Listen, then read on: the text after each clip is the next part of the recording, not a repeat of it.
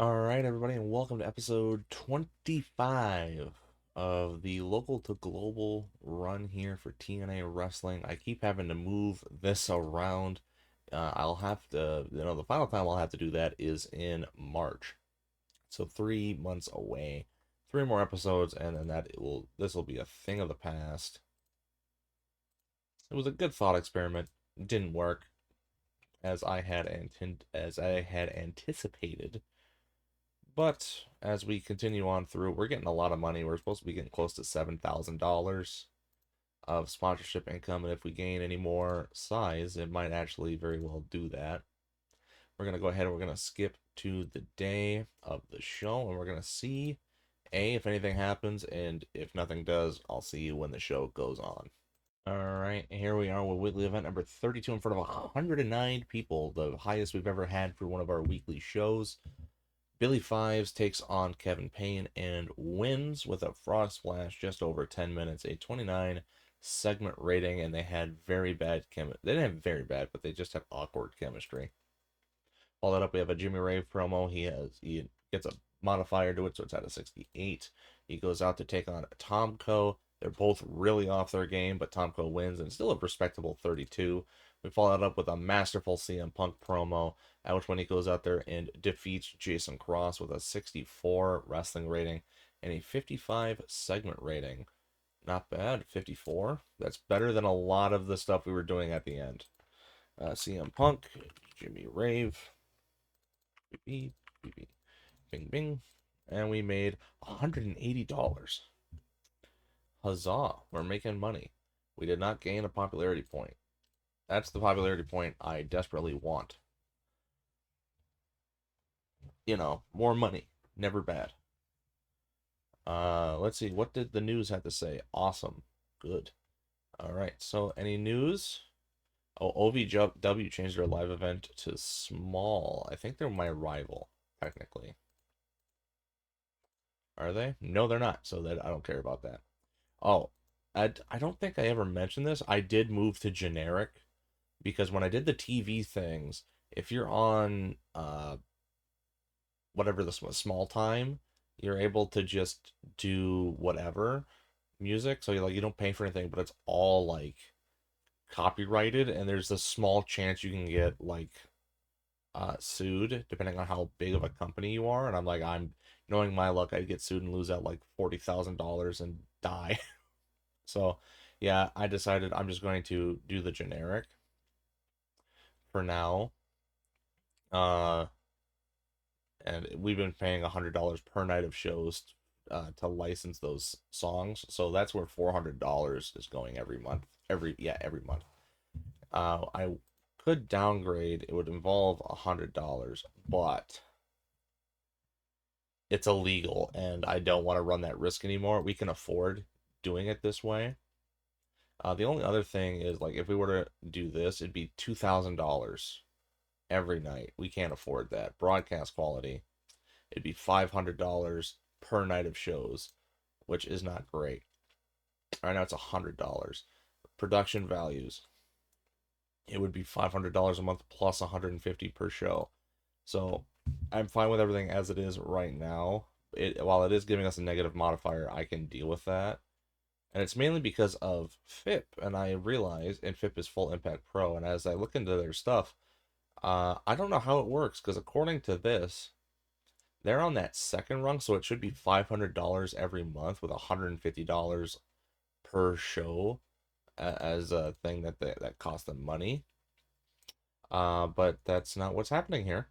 They're not losing out $500 for running costs, and they're not even paying $100 per show, $150 per show. They're on the normal one, but for some reason, like they're not even on this. Oh no, they are on this, but according to this, they're unlimited. Which, oh no, we are unlimited. Never mind. We're okay. I was looking at the wrong guy. I'm looking at these two, IPW and NWA Florida. No wonder why I was like, well, that doesn't make any sense. I'm looking at the wrong guys. Florida, they're making money, so that's no problem for them. But I think they're only running the one show a month. We're running five. God, I wish this were me. Both both money and size. Actually, we're ranked higher than them because we're 21st. Yeah, we're 21st. There's 25th. And then the other one is IWA. No, it's not IWA. Who is it? IPW. That's who it is. Okay. I was like, yeah, the IWA with their tons of money. Uh, it is this one? Yeah, hardcore wrestling. They're making money, but again, they're only running the one show. Their size is the exact same. That's always great to see. We're fighting people who are just start out higher than us. I think we were still higher ranked than them though. Yeah, yeah, they're 24, 24, 25. I'm 21st. Our momentum, I think, is carrying us. We're low prestige. I think we're at probably in the high teens, low 20s, something like that.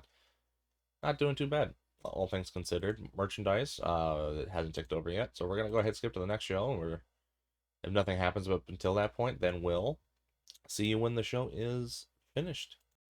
All right, here we are at the beginning of weekly event number 33 in front of a new record of 110 for the weekly circuit shows.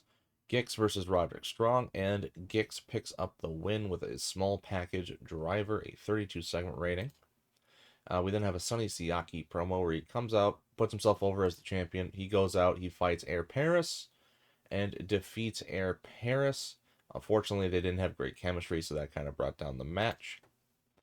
We then followed up with a Jimmy Rave and Michael Shane promo leading into their match. Ooh, that's actually kind of surprising how worse that segment rating is. They had a great match for company standards, 46. It's not AJ standards, but still pretty good. A 42, we'll take that. We got to try and get Michael Shane up because he's really not happy with me.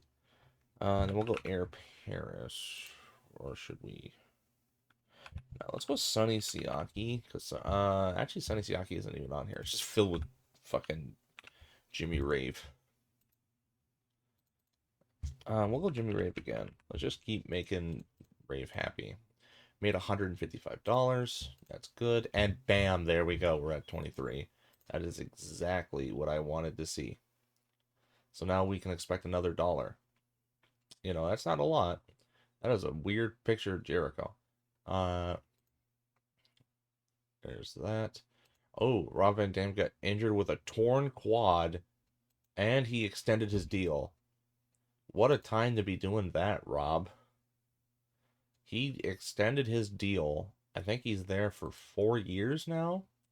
And on the same day, on the same day, he tore his quad. Oh, he tore his quad in a championship match that he won. Okay, so their world heavyweight champion just got hurt. He's out for a year. Wow, okay. I wasn't prepared for that. So nothing else is going on. Everything else is still pretty much the same. We're going to go ahead and skip to the next day and see how that all shakes out. All right, here we are with weekly event number 34 in front of 106 people. 4 people did not come back to the show from last week. Jimmy Rave defeats Joe Doring in 10 minutes and 4 seconds with a head scissors to crossface maneuver, getting a 41 segment rating. God, Joe Doring is not a good wrestler, but Jimmy Rave is.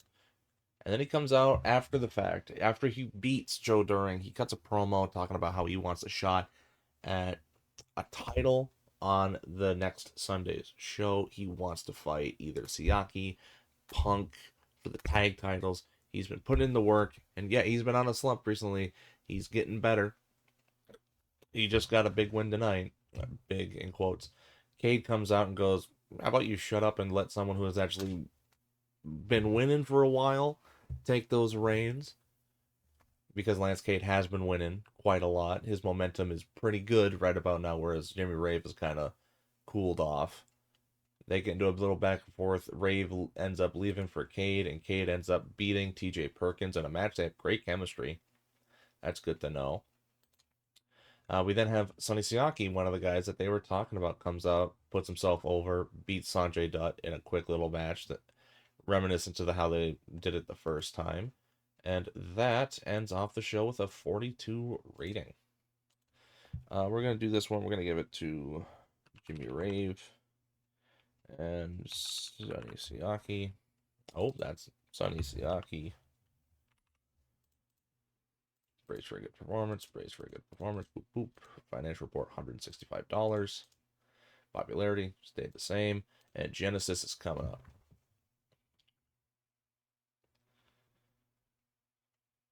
And nothing new. Uh, so he's still going out cutting promos. He just can't work.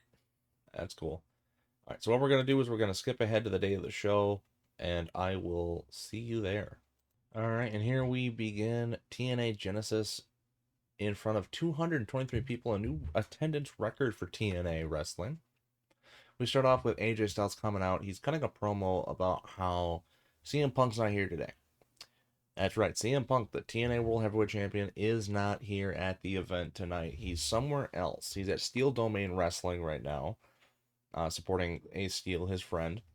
And as a result, there will not be a TNA World Heavyweight Championship match tonight. Styles is coming out saying, hey, strip him of the title. He's not here to defend it. He's got to defend it every 30 days, and he hasn't. So it should be stripped of him. Alpha comes out and says, no, no, no. He will defend it next week when he is available. But this week, he's got something else in mind. Because it's still the new calendar year. It's still the calendar month. So as long as he does it at the next show, this Wednesday, he'll be fine. He won't need to be stripped of the title. But he had something else in mind. As had been uh, marketed for the show before, and it was going to be AJ Styles versus a mystery opponent coming in. And Alpha introduces the mystery opponent. It's Ric Flair in his debut in TNA, only costing me $1,400 to book him, and also helping me with winning those popularity battles against the other promotions. He comes in, and in his first thing, he has a promo with AJ, and AJ does not do well with Ric Flair promo wise. Ric Flair does. We move on. We have a number one contenders match for next month: Jimmy Ray versus Lance Cade. I did it again. Lance Cade wins that match, by the by. I keep forgetting to put Larry Sweeney. I thought I did that. I could have sworn I did that after last time. I go in, gotta fix everything. Yeah, don't mind the fact. Yeah, people at home, don't mind the fact that for the whole first, like, 20 minutes of the show, it's just Ron Simmons, Flair, and Sweeney. There we go. Haas Brothers promo. They come out, they put themselves over, they put the tag team titles over, and they defeat the Culture Club team of Paul London and Jason Cross. Charlie Haas submits Jason Cross. Pretty good match all around. For some reason, that segment rating is not as high as I would have liked it to be, but a pretty good match. Pretty good crowd rating. We move on to a segment where Sonny Siaki's trying to put himself over as a champ. He gets interrupted by Lance Cade, and they have a bit of a promo duel. Lance Cade eventually leaves, allowing Siaki to go to the ring for his match against Elix Skipper in his first match in a long while in TNA Wrestling. Sonny Siaki defeats Elix Skipper to retain the title. We then move on to another Ric Flair promo before the main event tonight, putting himself over, saying he's here to show the young kids that he's still the man, and they got to beat the man, and they do not beat the man. Ric Flair defeats AJ Styles with a figure four leg lock, a 51 wrestling rating. He was rusty. Crowd rating of 51, segment rating of 39. Still a 44. That could have been worse. Could have been better. We're going to lose a lot of money here. But I am fine with that. Let's do... Jimmy Ray should be really happy. So we're going to switch it to Lance Cade. And let's get continue getting Sonny Siaki up there. Bingo bango. Oof, but that's fine. We actually cracked $2,000 in ticket sales. Which... Oh, there we go. We gained a lot of popularity in Europe and Oceania, and one in Northwest. That was about it, though. But still, that's good for sponsorship money and, future stuff. We went down from last month. That's not great, but I digress. We're sitting at negative 297. We still got some more money. We got one more show going on. All right, we're gonna skip ahead to the next show. Actually, while I'm here, I'm gonna do something intriguing. Because if that's the problem, is that's what I did with Jeff Jarrett. I gave him the World Junior Heavyweight title. Uh, Left it on so he can get some wrestling done. So what I'm going to do is I'm actually going to do this because they don't hardly book champions here anyway. So I'm going to alter the champion. I'm going to replace. I'm going to give it to Jeff Jarrett, and I'm going to give Ric Flair. Oh, can I not give Ric Flair? Oh, replace Kid Romeo with Ric Flair, and this will be a new one. The team of Jarrett and Flair. Hopefully that'll do some good, and then we'll have Raw the Truth Killings just be hanging out there. And now we're going to skip ahead to the next show. Before I forget, move this to Sunday. Bada bing, bada boom. Time to move on, and I'll see you again at the end of the next show. All right, and here we are for weekly event number 35 for 107 people. Lance Cade gets into a promo battle with Sonny Siaki, and Sonny Siaki gets the better of Lance Cade. This ends with Cade attacking Sonny Siaki, going into their X Division Championship match, and as a result of the early attack, Lance Cade is able to defeat Sonny Siaki in 14 and a half minutes with a diving elbow drop and becomes the new X Division champion. Following that, we have AJ Styles come out, cuts a promo on CM Punk, saying if he is here tonight, he has to defend his title, and he's calling him out right now. CM Punk arrives with the belt. They get into a promo battle, and they go out and they have a superb match. It's a 63 match. Crowd got into it, a rating of 51, and we end the show with a 50. That is not bad. We only had 3 of those. We only had 4 shows 50 and above all year. We just had one in January. Let's get Styles and let's get Punk.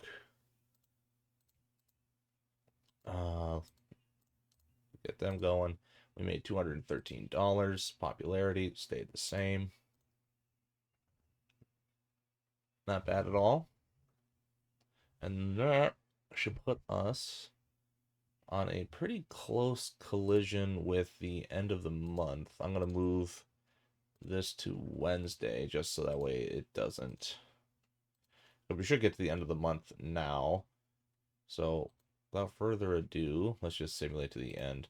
So we're going to make money. Not as much as we probably should have. Ric Flair being brought in, $1,400, and it's Ric fucking Flair. Especially in this region where he's super popular, or he should be super popular. He's gonna come in for like one-offs because he's cheaper than Jarrett by a country mile, and he's gonna be able to put on good matches with just about anybody. His psychology is 100. Like, it's phenomenal. That being said, we can't get too trigger happy with that because it is a lot of money to be paying. And he wasn't the only guy I paid. I did bring in another guy. Mainly because I'm tired of losing those regional battles, and I believe it's primarily, yeah, we lost it again. PWI went bankrupt. And Jeff Jarrett, went and wrestled. Russ Haas is now a regular wrestler. I think he was a technician before. We go to the battles. We're number 2 now. And it was, yeah, Ric Flair jumped us up. I don't get it. How do you determine those regional battles? I gotta go take a look at this because this is gonna annoy me. Because I keep losing them and I just can't figure out what it is.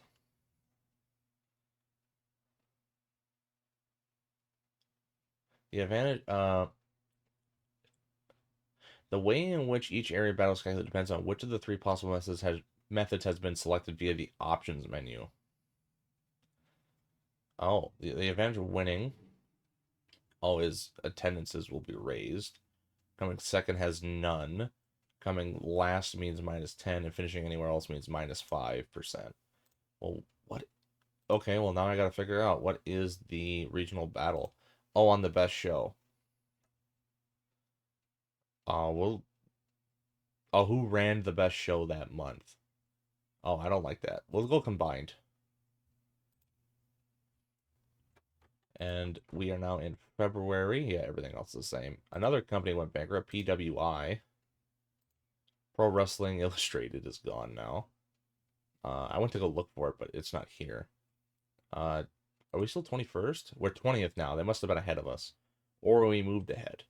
Another $1,200 banger. We did really good on ticket sales this month.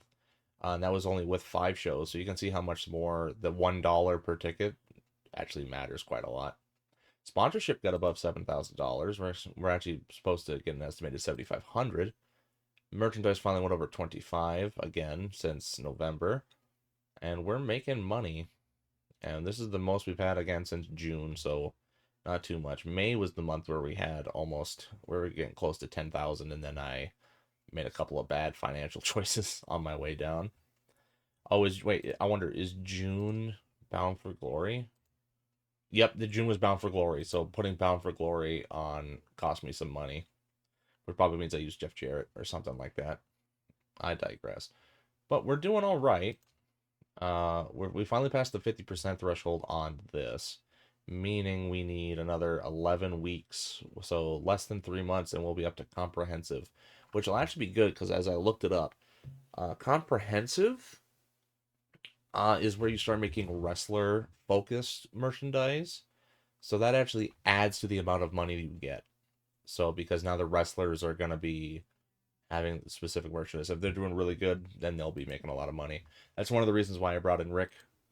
You know, very popular in this area, and he's gonna sell a lot of merchandise. Same thing with the other guy who will be around next episode. So you'll just have to wait and see who that is. And until next time, have a good day.